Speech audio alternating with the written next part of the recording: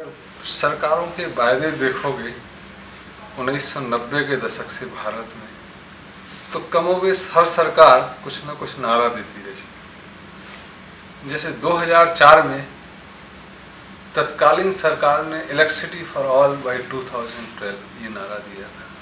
उसके पहले भी एक सरकार थी, उसने कहा इलेक्ट्रिसिटी फॉर ऑल। 2012 के आसपास on demand, electricity on demand, जितना आप करोगे उतना मिलेगा। तो इतना तो साफ है कि 2012 तक नहीं हुआ, आज 2015 हो गई है जब आप पूछ रहे हैं। तो पहले जो 8 साल की बात करते थे, 10 साल की, वो आज स्पान 15 साल हो गया लोगों को सोचने। और फिर हमारी सरकार रहे ना रहे, नारा तो दे देते, क्या दिक्कत है? 15 साल तक कोई पूछेगा नहीं। और हम प्रयास कर रहे हैं, अगर आप हमको दोगे तो 2030 तक करेंगे, तो 15 साल बाद हटा देना। नारा देने में कोई दिक्कत। उधर कुछ अंतर्राष्ट्रीय ख्याति प्राप्त डेवलपमेंट एजेंसीज या एड एजेंसीज ने भी नारा दिया है, energy for all by 2000। They do not talk of electricity to all. वो एनर्जी टू ऑल कहते हैं, मतलब कोयला भी मिले या ईंधन मिले तो भी एनर्जी मानी जाएगी। तब बहुत सारी कंट्री जहाँ जंगल नहीं है, लकड़ी की एक्सेस नहीं है, खाना भी मुश्किल होता है, पत्तों पे बना लिया, कभी कैसे बना लिया, या वैसे ही सूखा खा लिया पेड़ से आया हुआ, वहाँ पे वो एनर्जी प्रोवाइड करने की। और ये सन 2000 से चल रहा है नारा। इस नारे के पीछे क्या क्या सोच है या क्या इच्छा शक्ति है, वो आज 15 साल बाद देख के तो लगती ही होगी कि हम किस दिशा में बढ़ रहे हैं। 15 साल में एक कार्बन कंटेंट का नारा आया, रैपिड बर्निंग ऑफ कोल, तो स्विच ओवर ऑफ टेक्नोलॉजी, कोयले से न्यूक्लियर की तरफ जाना या रिन्यूएबल एनर्जी की तरफ जाने की चर्चा। इन सारी चीज़ों में अगर आप देखो कि भारत में और भारत जैसे जितने भी भूमध्य रेखा के देश हैं, वहाँ कम से कम ईंधन की कमी तो नहीं। तो एनर्जी तो ऑलरेडी अवेलेबल है, चाहे वो लकड़ी हो, चाहे पत्ते हो या कोयला, इतना तो उपलब्ध है ही। तो इस नारे की बहुत ज़्यादा अहमियत नहीं हो पाती है ऐसे देशों में जहाँ सूरज की रोशनी, हवा बहुत आयत में है। ठंडे प्रदेशों में इसकी ज़रूरत होती है, और बहुत ज़्यादा ठंडे में तो मजबूरी होती है कि वहाँ होना ही चाहिए। भारत जैसे देश में जब इलेक्ट्रिसिटी फॉर ऑल कहते हैं, तब ये नारा बहुत बेहुदा लगता है या चुनावी नारा या भरमाने वाला लगता है, जबकि आप उसी समय एक दूसरा नारा देते हो फूड सिक्योरिटी का। अगर फूड सिक्योरिटी आप एस्टैब्लिश कर चुके हैं कि 100% है, तब इलेक्ट्रिसिटी फॉर ऑल के नारे की अहमियत समझ में आती। लेकिन साइमल्टेनियसली दोनों चल रहे हैं।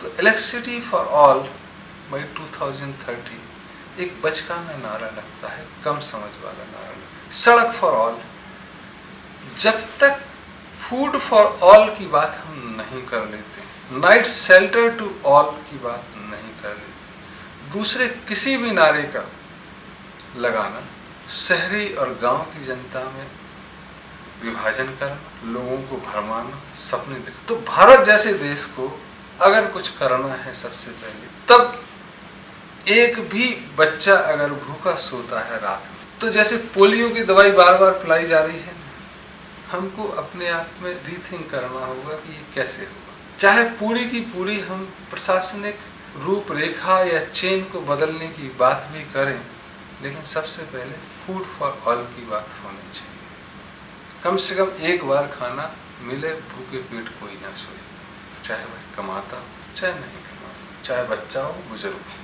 कमाने लायक हो भी। कुछ सरकारें नारा दिए हैं कि सबको 100 दिन का रोजगार मिलेगा। अरे भगवान सबको रोजगार नहीं देता, तुम भगवान से बड़े होने की कोशिश कर रहे। भगवान यही कहता है कि खाना जो आया पैदा हुआ एक बार हम सबको देंगे, एक बार अपने मेहनत से करना। और जब रोजगार दे रहे हैं तो क्वालिटी की बात आपने रखी। तो जो टैक्स में ले रहे हैं वो पैसा आप ड्रेन कर रहे हैं बिना अकाउंटिंग के। वो नारा भी बचकाना है, चाहे वह किसी महान व्यक्ति के नाम से जुड़ा हुआ हो। ऐसे नारे इलेक्ट्रिसिटी फॉर ऑल हकीकत हो सकते हैं, इसमें कोई दिक्कत नहीं है, लेकिन तब हमको बहुत तेजी से जो मूलभूत आवश्यकताएं हैं, खाना, सर्दियों में तन ढकना, नाइट शेल्टर, इस पर ध्यान देना।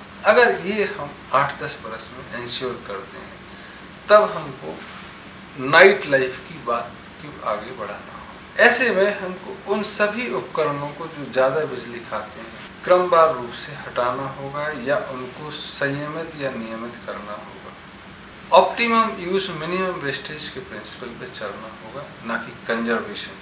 तब जाके हम इलेक्ट्रिसिटी फॉर ऑल की बात कर सकते। और आने वाले दिनों में जो लाइटिंग लोड है वो इतना कम हो गया है कि भाई आप आसानी से आज भी इंश्योर कर सकते हैं, नारे देने की तो जरूरत ही नहीं। पूरे देश में अगर 120 करोड़ जनता है और अगर 5 लोग एक फैमिली में माने जाएं तो 24 करोड़ घर हुए।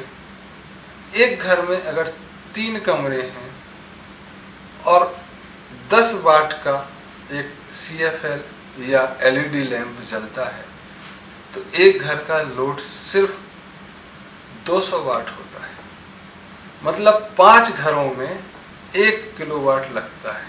ऐसे में 4.8 किलोवाट आवर करोड़ अगर मेगावाट में परिवर्तन करें तो ये 40,000 मेगावाट में पूरी की जा सकती है, जिसकी आज अगर क्षमता से देखा जाए तो दुगनी क्षमता तो ऑलरेडी है, दुगनी। तो लाइटिंग लोड तो आज भी पूरा किया जा सकता है। अब आपका इंडस्ट्री का चलना और पीक आवर लोड जिसमें बहुत तेज बल्ब जलते हैं, फ्लैशी लाइट्स, उनके लिए दिक्कत है। तो आप जब नारा दे रहे हैं तो लाइटिंग लोड की बात नहीं कर रहे हैं कि गांव में सबको देंगे। वो तो आज भी दुगनी लाइट दे सकते हैं आप, जितनी पैदावार की क्षमता भारत की है। मतलब एक घर अगर 1 किलोवाट आवर यूज भी करता है तो 24 करोड़ घर के लिए पर्याप्त क्षमता आज भी है और इंडस्ट्री भी चल जाएगी। बशर्ते हम उस बारे में सोचें कि AC कम होना है या जो भी लार्जर कंजम्पशन ऑफ पावर के इक्विपमेंट हैं, जैसे हीटर है, गीजर हैं, इसके कन्वर्जन के बारे में सोचना होगा। खाना ना बने तब बिजली आराम से, तो इस नारे का कहना बेबुनियादी होता है। तब सोचना सिर्फ यही है कि हम चाहते क्या हैं। हम सिर्फ सरकार चलाने की मजबूरी में कंसेशन देते रहें और ड्रिफ्ट होते रहें।